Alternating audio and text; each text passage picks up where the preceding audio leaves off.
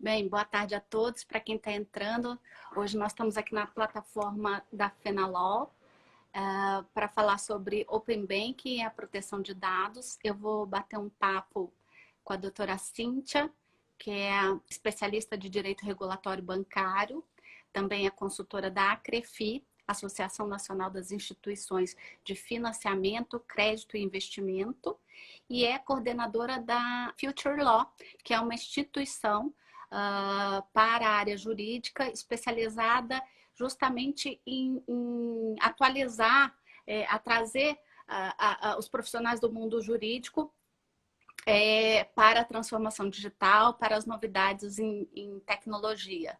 Né? Como eu disse, a doutora Cíntia é especialista em direito regulatório bancário. Eu também sou advogada e economista, sou da Comissão de Direito Digital da OAB de São Paulo e vou conversar um pouquinho com vocês sobre a proteção de dados. A parte de Open Banking eu vou passar a bola para a doutora Cíntia. Antes, eu quero falar, obviamente, do livro da minha amiga, a Cíntia. Ela é coordenadora desse livro, que é muito bacana. Foi lançado ano passado, Direito Exponencial. Para quem não conhece, super indico. É uma coletânea de artigos só de mulheres que militam na área de direito digital, do direito das novas tecnologias. E nesse livro, a doutora Cíntia também tem um capítulo dedicado ao Open Banking, né, doutora Cíntia?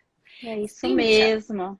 como a gente entrou um pouquinho atrasada, eu vou pedir para quem ainda não está familiarizado com o tema Open Banking, para você explicar para quem está nos assistindo o que é o Open Banking, como é que tem sido a experiência mundo afora, porque a gente já tem o Open Banking sendo utilizado em outros países, e quais são as 4 fases que o Banco Central regulamentou para a adoção dessa modalidade aqui no Brasil. Então, já passo a bola para você. Obrigada. Obrigada pelo convite. Obrigada pela publicidade aí do livro. Foi uma pena que não deu para você participar dessa edição, mas eu espero que a próxima edição você esteja nele. Muito embora logo mais tenha um livro aí com um artigo nosso, né, em coautoria, que vai ser super bacana. Vai sim. E é um prazer estar aqui no Instagram da Fenalol, é uma feira fantástica para o nosso mundo, né, jurídico, e poder compartilhar um pouquinho aqui com vocês com relação a essa matéria bancária. O Open Banking, para a gente poder conceituar e entender um pouquinho mais, nada mais é do que o próprio nome diz, né? É Open Banking, banco aberto. Então, é um sistema de compartilhamento de dados, produtos e serviços entre instituições financeiras e outras instituições reguladas pelo Banco Central, como, por exemplo, os arranjos de pagamento ou as fintechs, através de sistemas eletrônicos, tá? O Open Banking, ele já existe, é um sistema bastante recente no mundo, mas ele já existe lá desde 2017, a partir do México, que foi o primeiro país que, com a lei das fintechs, começou a implantar o Open Banking e efetivamente implantou o Open Banking em 2019. E passando por Austrália, por Singapura, por China, que tem um sistema de Open Banking bastante aberto, porque lá não tem uma regulação tão espessa como a nossa, né? O mais conhecido é o do Reino Unido, que algumas pessoas conhecem como PSD2. Ele foi integralmente implantado em setembro do ano passado e está aí numa fase de expansão ainda, né, com as pessoas conhecendo, que é muito o que vai acontecer aqui no Brasil também. E aqui no Brasil, ele começou a ser discutido no começo de 2019 também. O Banco Central soltou um comunicado para o mercado, o 33455, e dizendo do desejo de implantar o Open Banking aqui no Brasil. Depois disso, em novembro, ele trouxe para consulta pública a regulação do Banco Central, para que o mercado pudesse opinar se a regulação fazia sentido ou não para o sistema que a gente tem hoje, né? Porque muitas vezes o regulador, ele regula sem entender efetivamente como o negócio funciona. Então, o Banco Central, nos últimos anos, passou a trabalhar bastante com consultas públicas, o que ajuda muito quando a norma é publicada a ser aderente ao mercado.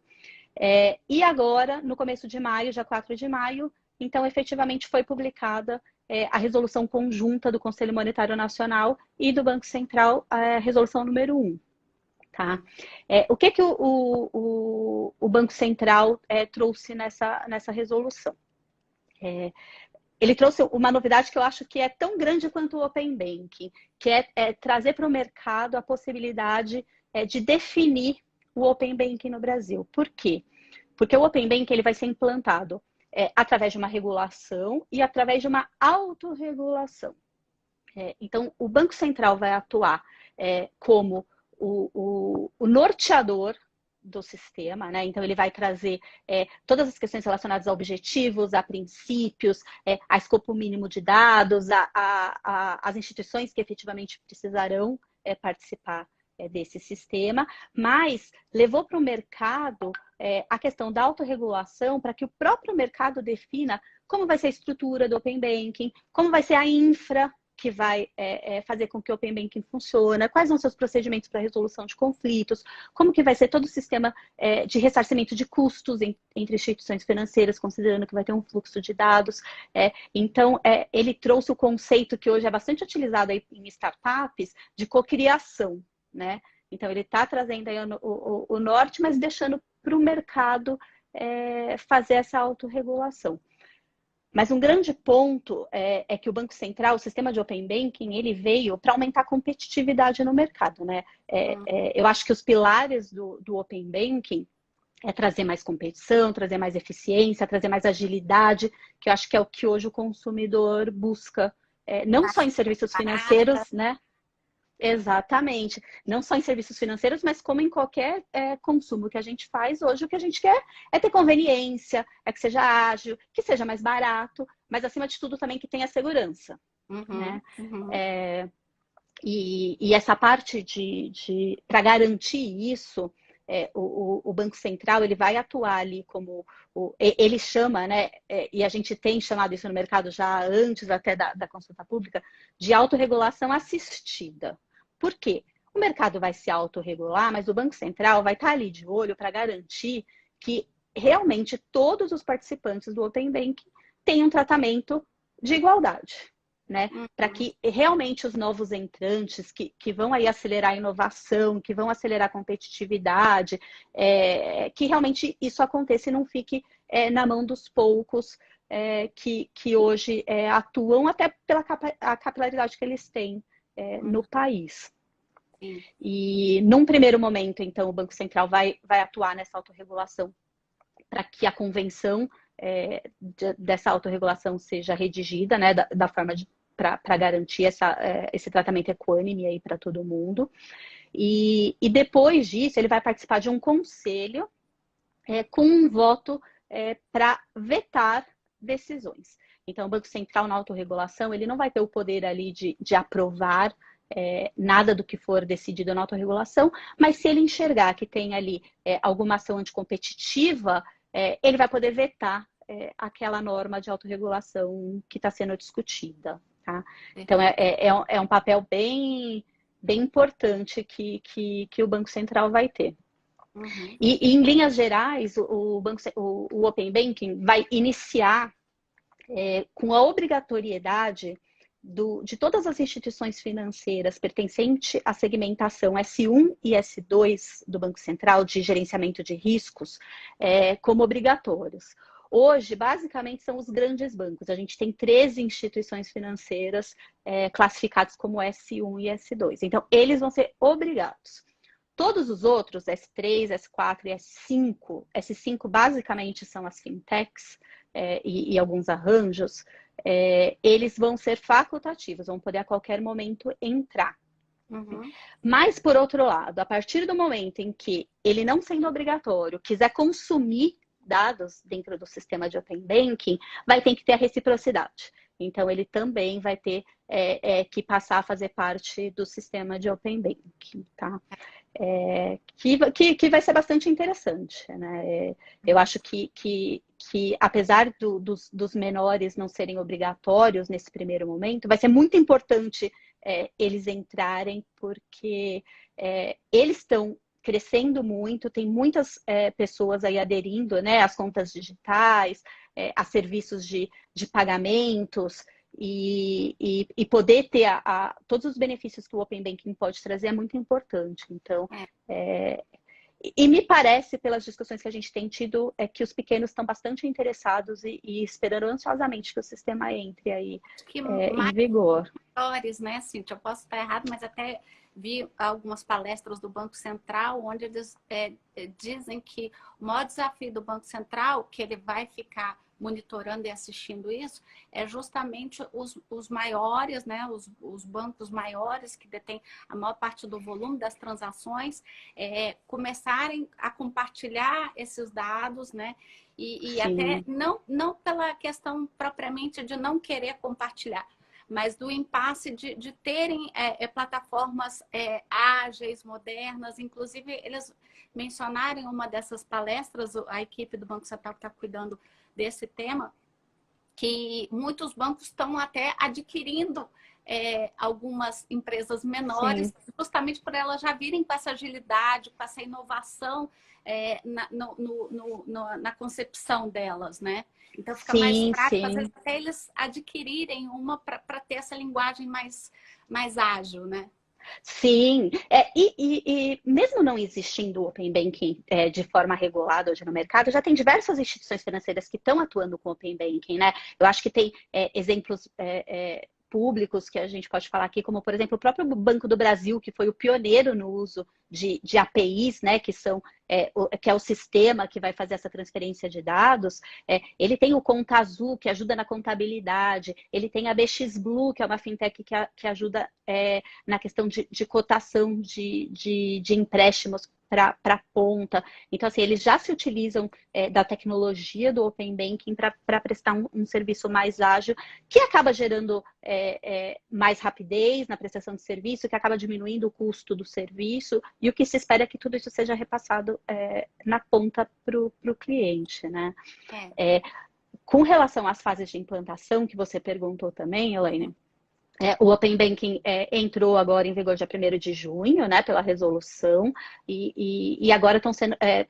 tem um grupo de trabalho que tem atuado junto com o Banco Central para a redação da convenção. Tá? Então, tem um prazo para que a convenção seja se tornada pública. E a primeira entrega do Open Banking acontece em novembro desse ano já. Em novembro desse ano, vai ser obrigatório o compartilhamento de produtos e serviços. Então, as instituições financeiras vão ter que organizar de uma forma que o consumidor consiga comparar essas informações. Então, informações relacionadas aos seus pontos de atendimento, a ATMs, aos produtos que ele oferece para o mercado, as tarifas que é cobrado em cada produto. Hoje a gente já tem isso. Só que a gente tem que entrar em cada instituição. Muitas vezes a informação é colocada de uma forma que você não consegue comparar, ela não é comparável.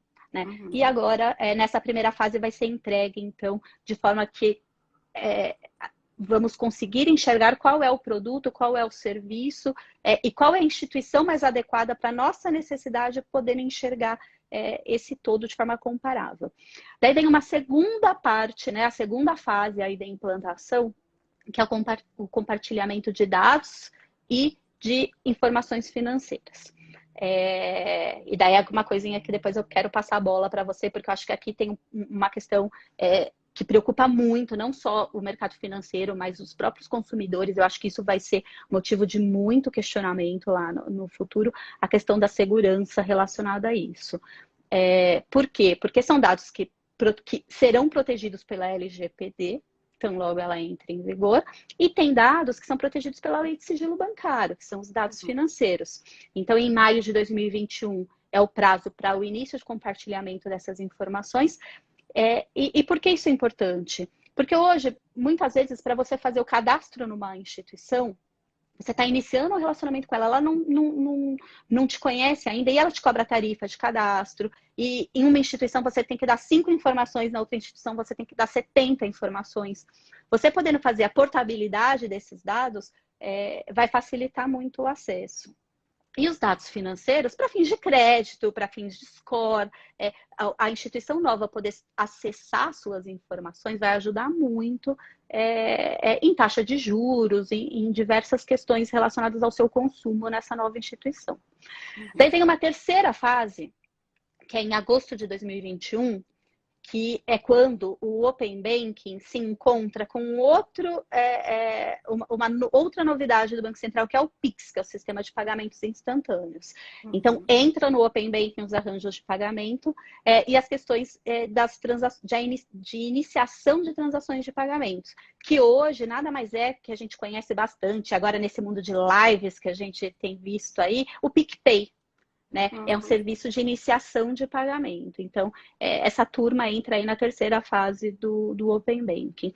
E daí vem a quarta e última fase, que é no final de outubro de 2021, que entram todos os outros serviços. Então, entra seguros, investimentos, previdência, todo o resto entra aí no Open Banking até o final do ano que vem. Somando tudo, a gente tem aí 18 meses para colocar o Open Banking de pé. Aqui no Brasil, né?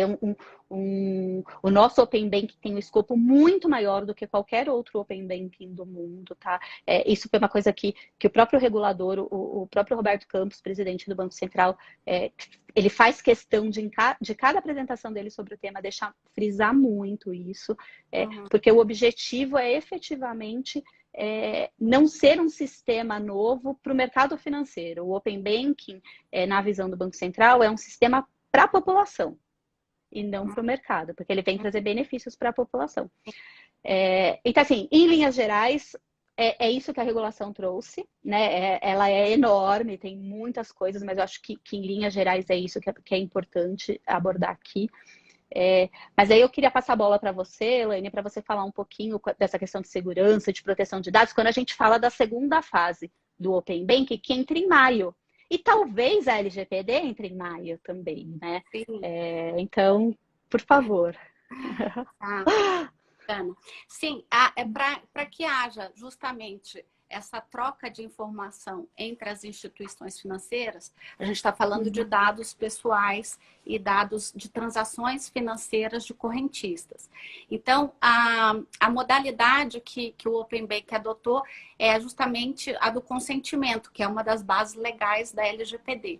E o que eu acho bem interessante a gente frisar aqui é que essas novas normas, essas novas normativas que vêm surgindo, principalmente com toda essa transformação digital que a gente vem percebendo na nossa sociedade, elas trouxeram à tona um princípio que já era conhecido no direito, que é da autodeterminação informativa. O que vem ser autodeterminação informativa para quem não é da área do direito, né?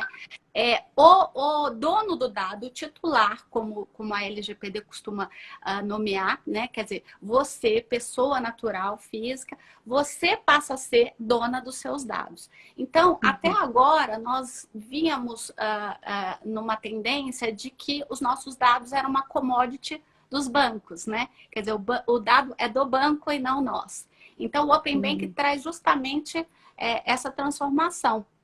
Você passa a ser o protagonista, você é o centro da solução, você determina, você dá o consentimento e determina para quem você quer que transfira que tipo de dado. A normativa do Open Banking também trata de dados sensíveis, que também é um tema da LGPD. Porém, curiosamente, no Open Banking, ele não determina o que são dados sensíveis nessa questão de transações financeiras. Penso eu, para quem também não está familiarizado com a LGPD, dados sensíveis para a LGPD são dados que podem discriminar o cidadão.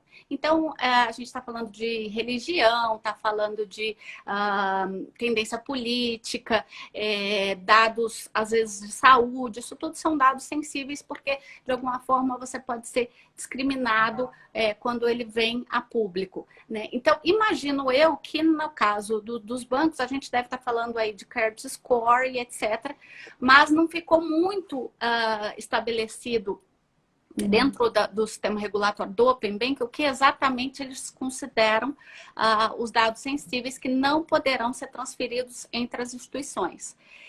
Creio eu que se tudo der certo e a LGPD estiver em vigor e a Autoridade Nacional de Proteção de Dados também já estiver instituída, né, creio eu que isso aí vai ser facilmente dirimido, até porque está escrito, está previsto na LGPD que essa Autoridade Nacional de Proteção de Dados, ela vai ter mesmo que ter uma consonância aí com todas as instituições que fiscalizam e regulam os segmentos da economia. Então, certamente, ela vai se propor a resolver algumas questões que ficaram aí, ou que possam surgir dúvidas na questão do Open Banking e das outras novidades que o Banco Central está trazendo para o mercado bancário, né?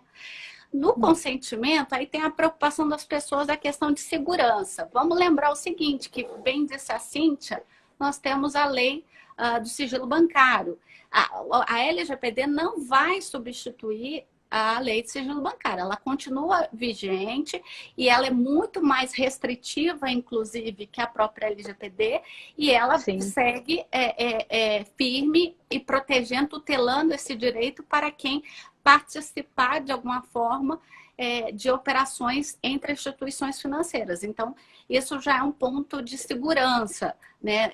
O outro ponto a regulação do Banco Central também traz que as instituições que participarem deverão ter um programa de cibersegurança, ou seja, ter toda uma política muito bem embasada para que não haja ou se evite ao extremo a violação de dados. A outra questão é que o consentimento, ele tem que ter uma finalidade. Né? O correntista não vai simplesmente compartilhar dados por compartilhar. Assim, já estabelece, inclusive, a LGPD. Para você compartilhar o seu dado com terceiro, ou para uma instituição compartilhar o seu dado com terceiro, primeiro tem que ter o seu consentimento claro, inequívoco, ou seja, você tem que ter certeza do que você está autorizando transferir, quais são os dados que você está transferindo e para qual finalidade. Então, muito se pergunta, mas por que ele vai querer compartilhar? Bom, eu penso que, como correntista, eu vou querer compartilhar os meus dados, por exemplo, se uma instituição me oferecer um seguro mais barato, um empréstimo com taxas melhores, né? O serviço bancário com mais benefícios para mim, aí me faz sentido eu compartilhar o meu dado com ele. Então, volto aqui à história que eu disse no início. O dado deixa de ser uma commodity e você passa, então, a ser protagonista e dono do seu dado. Você consente o uso desse dado para a instituição que melhor te beneficiar. E esse consenso, assim como na LGPD, ele pode ser revogado a qualquer tempo. Então, eu sou correntista há anos do Banco Itaú. Consenti que o Itaú dividisse os meus dados com uma fintech para uma operação de empréstimo.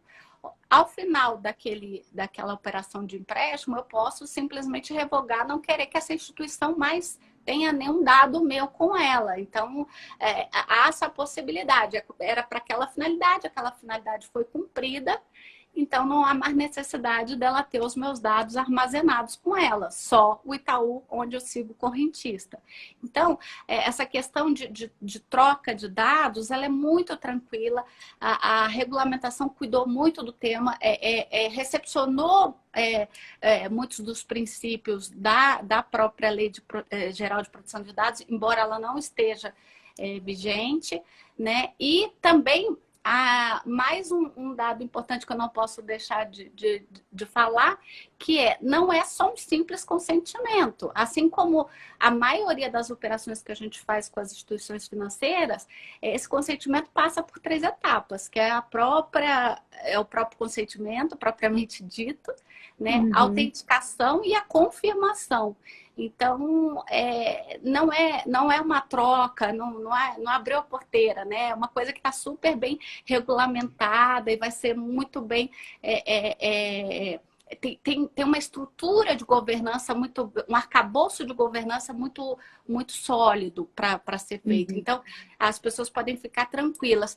E vamos lembrar, né, Cíntia, que o setor bancário, o setor financeiro, despende anualmente muito dinheiro em investimento de segurança. Então, essa é uma outra garantia que todo cidadão pode ter, é que se tem um setor que investe muito em inovações tecnológicas, inclusive em segurança, é o setor bancário, né? Sim, sim. Eu acho que vale comentar, né, que o setor bancário, num relatório que foi publicado pela Febraban o ano passado de segurança cibernética, 10% dos investimentos do sistema bancário é focado em segurança cibernética. Tá? Uhum. Já existia isso em 2019, de 2018 a 2019, esse relatório sai em junho, eles estimaram um investimento de 2 bilhões de reais em segurança. E eu acho que esse investimento só vem crescendo.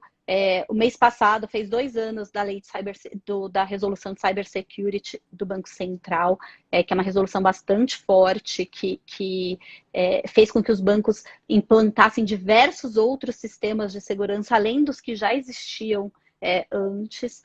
Então tem um investimento. Isso acaba com risco? Não. Porque não existe risco zero na vida, né? Quando a gente acorda, a gente já corre o risco de morrer. Então, é exatamente assim com tudo. Mas o que é mais importante de tudo é que haja investimento, que os erros, que hajam aprendizados com os erros, né? E que esse dinheiro seja aplicado da forma mais correta possível para evitar os vazamentos. Né? E até um pouco do que também, fazendo um comentário que que você falou sobre o consentimento, que tem né, a autenticação, tem a confirmação, pode ser revogado a qualquer momento. Ainda não tem nada definido com relação ao Open Banking de como que vai ser estruturado isso, né? Mas eu enxergo muito parecido com o que é o débito automático. Né? Hoje você autoriza um débito automático, de repente, da sua conta, do seu jornal, mas além dessa autorização, você tem que entrar na sua instituição financeira, no Internet Banking, fazer autorização, porque senão não debita. E a qualquer momento você pode ir lá e falar, eu não quero mais que debite na minha conta, independente de quem está recebendo esse valor, que depois você vai ter que acordar com ele um outro método de pagamento. Então, eu acho que o débito automático hoje, pelo menos as experiências que eu tive com o débito automático foram muito boas. Eu acredito muito que para o Open Banking a gente vai seguir nesse sentido também. Tá? E até para deixar bem claro para as pessoas, muito vai se ouvir ainda sobre APIs, né? Quando a gente fala de Open Banking, a gente fala muito de APIs. Então, para explicar para quem não sabe, a API nada mais é do que uma interface dedicada, ou seja, é uma linha dedicada onde os seus dados tramitam de uma instituição para outra, totalmente fechada, segura, criptografada, ou seja, com total segurança. Não há nessa passagem não há como ter um vazamento, não é uma passagem aberta na web, elas são feitas por APIs que são essas interfaces dedicadas, né? Uhum. Sim, eu acho que uma coisa interessante também é assim, né, que o Open Banking hoje, quando a gente pensa, né, pensa muito nessa questão de portabilidade de dados, mas o Open Banking traz diversas formas de atuação, né? Então, hoje tem um sistema de Open Banking que ainda não está 100%, mas é o conceito mais amplo do Open Banking que a gente tem no Brasil hoje, que é um agregador financeiro, que é o Guia Bolso. Uhum. Então, o que acontece? Você, dentro de um super aplicativo, autoriza com que ele pegue as suas informações, agora com o Open Banking, né, de uma forma extremamente segura, em diversas instituições em que você mantém um relacionamento, ou só um cartão de crédito, ou conta corrente, ou aplicação financeira, e agregue tudo isso dentro de um lugar só. Isso faz com que você tenha mais visibilidade das suas contas, das suas aplicações financeiras. Isso ajuda muito na educação financeira, né? Acho que um dos grandes pilares do Banco Central na agenda BC Hash, que é o que direciona, né, todo o mercado financeiro, um dos pilares deles, dos 4, é cidadania financeira. O Open Banking vem ajudar muito na questão da cidadania financeira quando a gente fala de agregador de dados, né? Para a pessoa jurídica, que também eu acho que é muito importante, o Open Banking não é só para pessoa física, é para pessoa jurídica também. O próprio exemplo que eu citei no início do Banco do Brasil e do Conta Azul, o Conta Azul é uma startup, que nem é mais startup, eu acho, né? Não está mais dentro do conceito, já tem tanto tempo de mercado, já está tão consolidada, mas através de APIs, ele faz conciliação contábil, ajuda em toda a parte do sistema financeiro de dentro da empresa, né? Então, ele vai poder ajudar com isso também. Avaliador de crédito, através de APIs, startups ou empresas que possam auxiliar melhor na avaliação de crédito para melhorar score, para refinar, buscar melhores condições. Então, assim, com isso, se espera que realmente o Open Banking ajude a baixar os juros, ajude principalmente, que eu acho que esse é uma das coisas que para quem atua no varejo do banco, né, eu atuo bastante no varejo. Uma das coisas que às vezes me incomoda, mas eu acho que é difícil, porque a gente já tentou, eu já participei de diversas discussões e a gente nunca achou uma solução adequada, mas que funciona muito para o mercado de capitais, que é o suitability, né? Que é você conhecer o perfil do cliente para poder oferecer para ele o melhor produto. E não simplesmente deixar ele escolher o produto e dar para ele o que ele pediu. Eu acho que para o Open Banking, para o varejo, vai ajudar muito isso. Quando eu for pedir um empréstimo pessoal, que os juros é 5% ao mês, eu consegui avaliar ali na minha busca que se eu tenho um carro quitado, eu posso fazer um refinanciamento do meu carro e esses juros cair para 2% ao mês. O mesmo dinheiro. Ou se eu tenho uma casa quitada, eu posso refinanciar a minha casa e daí esses juros cair para 1% ao mês. Eu acho que ajuda muito a oferecer os melhores produtos, a oferecer os melhores serviços, mas acima de tudo, que é uma coisa que a gente precisa muito hoje, é a educação financeira. Educação financeira. Falar disso, tudo acaba indo em direção da educação. E, sem dúvida alguma, o Open Banking é um instrumento fascinante justamente para você ter a sua autogestão de vida financeira. Então, seria bárbaro se a gente já começasse a ter em todas as escolas, não é mesmo? Aula de finanças para os nossos filhos, as próximas gerações começarem a entender e começarem a ter esse domínio da vida financeira deles, né? Da gente começar a criar poupança de verdade no Brasil, né? Sim, muito importante. E eu acho legal, eu conheço alguns aplicativos que já utilizam isso, né? Mas que você... fica lúdico você fazer isso, né? Então, ali, para você poupar, você cria uma conta no aplicativo, olha lá, férias 2021. E daí ali você vai aplicando com aquele objetivo. Então, se torna mais prazeroso, né, para você, porque você tá enxergando a evolução de um objetivo. Você viu quanto você gastou de supermercado, daí no mês seguinte você gastou menos. Poxa, o que aconteceu aqui? O que eu posso melhorar nas minhas compras, considerando que esse mês eu passei super bem gastando menos no supermercado? E daí ali você vai conseguir enxergar. Tudo cai na educação. E eu acho que a educação financeira é uma das coisas que agora, né, com tudo que está acontecendo, a gente, mais do que nunca, está vendo o quão importante a gente ter um mínimo de noção de como atuar com o dinheiro, seja com o dinheiro que você ganha mensalmente, que nem sempre dá para guardar, mas como tomar um crédito, porque tomar crédito não é ruim. Você pegar um empréstimo não é ruim, né? Tem muita gente que fala, não, eu só pago à vista. Nem sempre pagar à vista é bom, né? Mas é você aprender a pegar o crédito saudável, que possa te trazer a longo prazo muito mais vantagens do que desvantagens daqueles juros enormes e aquela inadimplência que a gente vê muito por aí, né?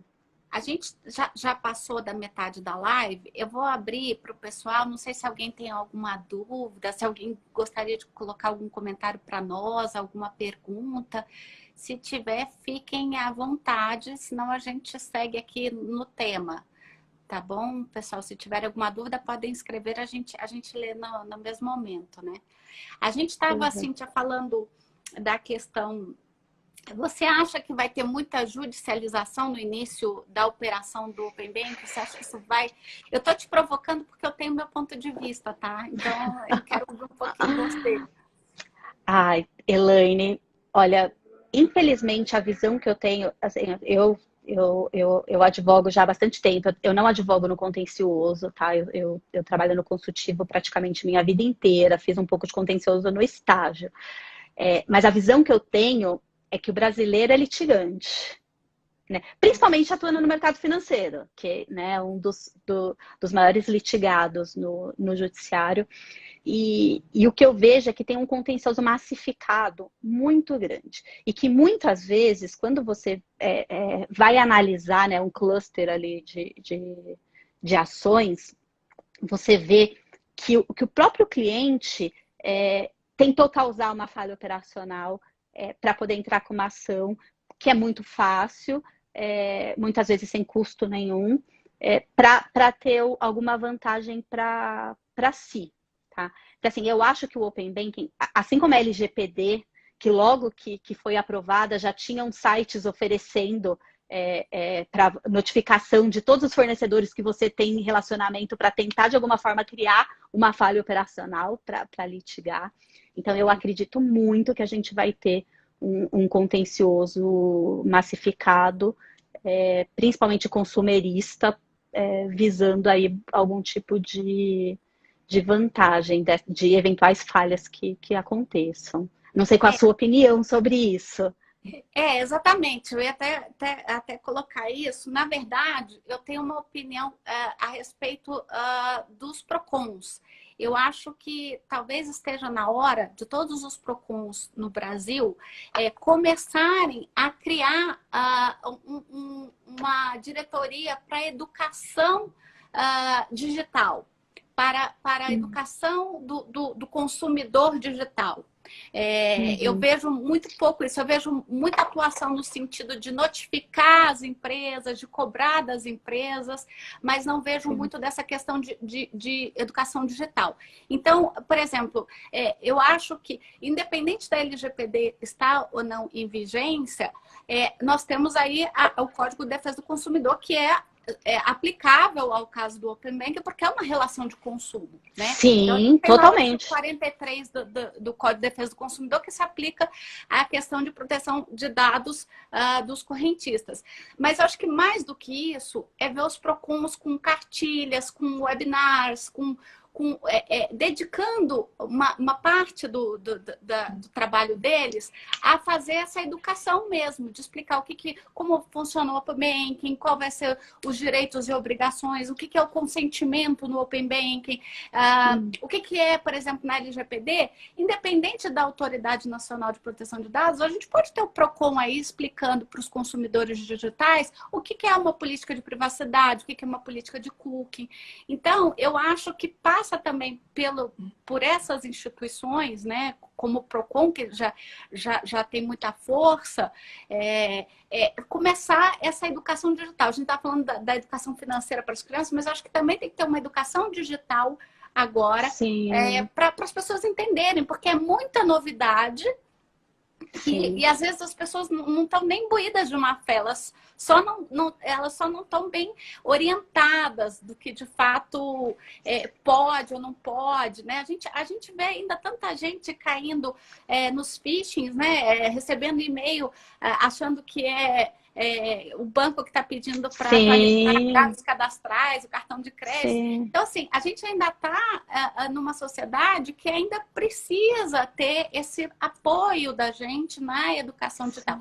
Eu até vi o doutor Fabrício falando numa live essa semana. O doutor Fabrício, para quem não sabe, foi nomeado pelo Senado para a Comissão de Proteção de Dados, e ele disse, olha, enquanto a comissão não começa a trabalhar, eu acho que é meu dever agora, como membro dessa futura comissão, né, como indicado a membro dessa futura comissão, fazer a educação do que é uma proteção de dados, o que é uma privacidade. Ele falou, então eu tenho participado de muitas lives, de muitos webinars, justamente tentando explicar para as pessoas o que é e o que não é, né?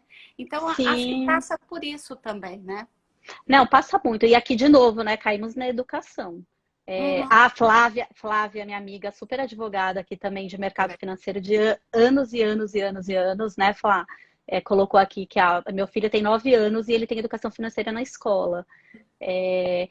Na verdade, a educação financeira, ela entrou alguns anos atrás na grade, né, numa grade transversal no sistema de ensino. Mas ainda eu vejo poucas escolas que realmente adotam isso de alguma forma. E daí é uma cadeia, né, Elaine? Pensa, a gente está falando aqui de educação financeira, mas antes da educação financeira, você tem que ter a educação formal, né?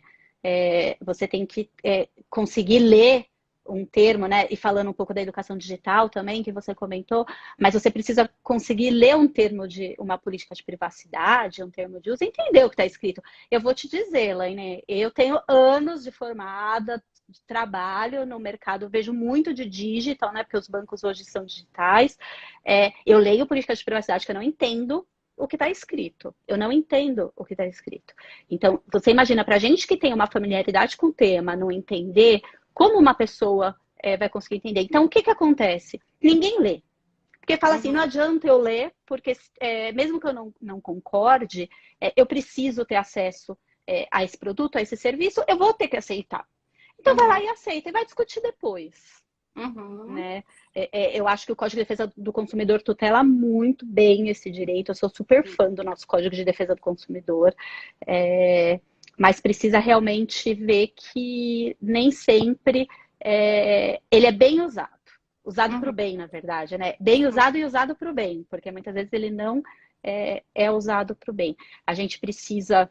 Eu acho que uma das grandes vantagens que esse mundo digital está trazendo para a gente, e que eu tenho visto crescer muito, é tentar fazer resolução alternativa de conflitos. E tentar não judicializar. Né? Então, tem diversas plataformas aí que fazem negociações online. O próprio governo, né, lançou o consumidor.gov, que eu acho que funciona super bem. Tem o Reclame Aqui, que é bastante controverso, mas que no final a gente acaba consultando para ver a reputação das empresas, porque ali tem a opinião de outras pessoas que já consumiram e te ajudam. Mas tudo cai no o quanto você consegue entender do que é passado de informação, seja financeira ou seja dos seus direitos mesmo. Amanda, é Amanda? Amande Kelly. Amande ou Amanda? Bom, desculpa se eu errar o nome. Ela nos pergunta aquela questão que ainda está um pouco nebulosa da responsabilidade civil de quem será nessa passagem de dados de uma instituição para outra. Por um acaso, houve uma falha, quem é que responde, quem é que tem a responsabilidade por esse vazamento? A gente até já discutiu isso, mas fica à vontade. Então, assim, ó, o meu ponto de vista e até de diversas palestras que eu já assisti e de conversas com especialistas no tema, a responsabilidade, seja no Open Banking, seja com relação a LGPD, qualquer outra forma de compartilhamento de dados, né, seja por API, ou Sim. seja pelo próprio sistema convencional, ou um pendrive, qualquer coisa, a responsabilidade termina a partir do momento em que foi entregue. Então, assim, do meu ponto de vista a instituição A vai transmitir qualquer tipo de dado para a instituição B. Enquanto estiver no caminho, a responsabilidade é da instituição A. Entrou na instituição B, a instituição A não tem mais responsabilidade nenhuma por esse dado, porque ela já fez a entrega do dado, né? Não está mais sobre a responsabilidade dela. Então, assim, o que eu vejo é isso e acredito muito que isso se aplica ao Open Banking também. Problema: comprovar isso. É muito Sim. técnico, Oi, oi, travou é aí. muito específico. Exatamente. Oi, agora ele voltou. Né? É muito técnico e é muito difícil de comprovar, Voltou. seja para extrair a prova, né? Seja para extrair a prova e seja para apresentar a prova em Uhum. juízo, por exemplo. Muitos juízes hoje não conhecem, e o advogado que está lá na ponta também não vai saber explicar. Então, é uma questão de complicada não só para fins do Open Banking, mas de responsabilidade geral com relação à transmissão de dados. Uhum. Não sei se a gente respondeu, Amanda, mas essa é uma questão que também a gente vai ver isso muito sendo ajustado aí na prática, né, Cíntia? É a prática. O dia a dia vai mostrar como que isso vai funcionar. Uhum. Eu acho que é um dos grandes desafios aí, né, do Open Banking. Eu acho que a gente falou aqui de para mim, Cíntia, tem três grandes desafios para implementação. Dois a Uhum. gente falou aqui, que é segurança e contencioso, né? E um outro desafio aí é mais para o mercado mesmo, não tem a ver com a população em si, é o custo da implementação. Porque Uhum. como vai ser uma autorregulação, o custo para implementar isso não é um custo barato. Uhum. E a gente vai ter que harmonizar os interesses dos grandes bancos e daquela fintech que acabou de abrir, está recebendo dinheiro de investidor e não sabe aí, tem que aplicar efetivamente na operação dela e não num projeto que talvez ganhe a longo prazo, nem tenha dinheiro para isso. Então, é um dos grandes desafios aí para serem discutidos nos próximos tempos. Você falou uma coisa importante. Também já fui questionada sobre a questão do risco sistêmico, porque vão poder participar do Open Bank as instituições que não são reguladas pelo Banco Central. Mas acho que é importante a gente deixar a mensagem também para as pessoas que as que não estão reguladas, elas só podem participar em parceria com as instituições financeiras reguladas pelo Banco Central. E aí vai existir uma série de responsabilidades que elas vão ter que atender, né, Cíntia? A regulação, agora o Open Banking em si, né, o Instituto Open Banking, ele é só para instituições reguladas pelo Banco Central. Tá. Então, qualquer empresa que não seja regulada pelo Banco Central, a resolução 1 não vai se aplicar. Vão ser as Tá. normas gerais do Código Civil, Código de Defesa do Consumidor e demais legislações aplicáveis, tá? Tá. Ela vai E ter não que vai ter estar uma supervisão do Banco Central, né? ela vai ter que estar numa parceria, ela vai ter que, de alguma forma, fazer um Sim, plug aí numa instituição que esteja regulamentada no Banco Central. exatamente. Para ela poder entrar num banco através de uma API, ela vai ter que fazer uma parceria. E daí a própria resolução traz, né, questões relacionadas ao que deve conter no contrato para terceirizar, fazer parceria ou terceirizar algum tipo de serviço. O Banco Central traz um norte com relação a isso. Sim. Mais algum ponto, doutora Cíntia, que é importante? Eu queria aproveitar esses últimos minutinhos e explorar um pouco o seu conhecimento, porque a gente falou de Open Banking, falamos de pagamento instantâneo, que é o Pix. Acho que era legal a gente também falar um pouquinho rapidamente sobre o cadastro positivo, que também é uma modalidade bacana que a gente também está adotando, começou a adotar aqui no Brasil, né? Sim, o cadastro positivo entrou em vigor, né? A norma mudou ano passado. Antes, para você entrar no cadastro positivo, bom, primeiro, o que é o cadastro positivo, né? Ele é exatamente o oposto do cadastro negativo. Hoje, quando você está inadimplente, você vai para um cadastro negativo, e quando você vai adquirir um crédito, ou fazer um crediário numa loja, ele consulta esse cadastro negativo e ali vai dizer que você é um mau pagador. E daí ele vai decidir, com base naquilo, se te concede ou não um crédito. O cadastro positivo, ele veio para deixar as informações um pouco mais justas para o consumidor, né? Por quê? Porque ali vai constar o que você paga em dia. Porque Uhum. não necessariamente, quando você está no cadastro negativo, significa que você é um mau pagador, né? Significa que você teve algum problema. né? Uhum. Mas essa informação tem um julgamento muito pesado. Então, no cadastro positivo, vai ter informação de que você paga a sua conta, seu empréstimo, financiamento em dia, ou que você atrasa todo mês 5 dias, porque provavelmente descasou o vencimento da parcela com o seu salário. Vai constar que você paga a sua conta de luz em dia, a sua conta de água em dia, a sua conta de telefone em dia. Então, ali vai ter uma abrangência bem maior dos seus pagamentos. E com base no cadastro positivo, as decisões de crédito vão ser muito mais acertadas, porque vão conseguir te enxergar como um todo, e não só com base naquela informação mínima que você deixou de pagar alguma coisa. Uhum. Antes do cadastro positivo, você precisava aderir a ele. Então, o que aconteceu? Ele não conseguiu decolar, né? Ele não conseguiu ter uma quantidade de pessoas inseridas nele, de forma que o próprio mercado passasse a consultar ele. O ano passado teve uma mudança legislativa que agora você só precisa fazer o opt-out, que a gente chama, né? Não tem mais o opt-in, é automático. Significa que todo mundo vai para o cadastro positivo. Se você não quiser estar no cadastro positivo por algum motivo, é só você falar que não quer. Você vai entrar lá no site do SPC, do Serasa, da Boa Vista e falar, não quero participar do cadastro positivo, e seu nome vai ser excluído de lá, tá? Mas, por regra, você entra no cadastro positivo. O que se espera com isso também é realmente fomentar o crédito. O mercado entende que isso vai ajudar muito na avaliação de crédito e na diminuição de juros. Porque realmente ali você consegue enxergar se a pessoa é uma boa pagadora e não se ela é uma devedora. Uhum. Acho que todas essas iniciativas são importantes, principalmente com a questão da pandemia, que a gente sabe que o PIB brasileiro e mundial vai cair esse ano drasticamente.